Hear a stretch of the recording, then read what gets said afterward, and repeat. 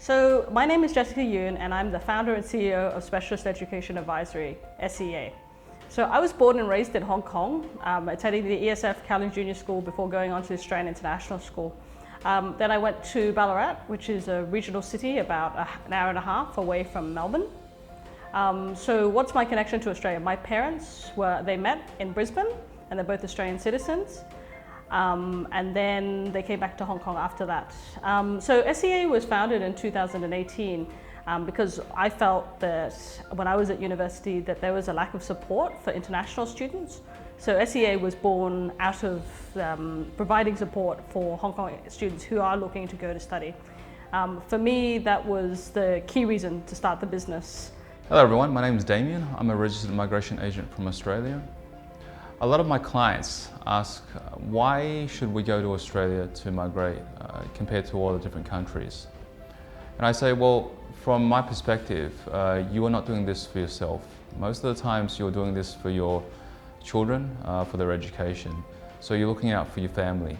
And Australia, in that sense, is a very family-oriented, stable society. Okay, I was born and raised in Sydney, Australia, as a second-generation migrant. My parents came from Hong Kong and settled in Australia.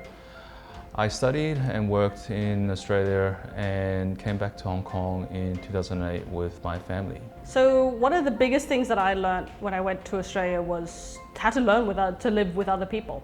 So I lived on campus on residence and that required living with different people from regional Victoria and also from different countries like America, Austria, Sweden, just to name a few. As well as that, you have to learn to become independent and self-sufficient as well. What is the challenge resettling in Australia?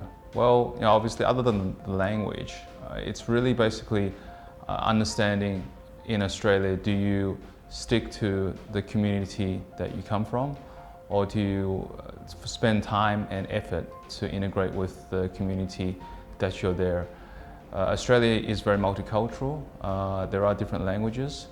So in terms of doing a lot of that research before you make that jump, it's very important. So online research, I stress, try and look for sites that are not always just in Cantonese or Chinese.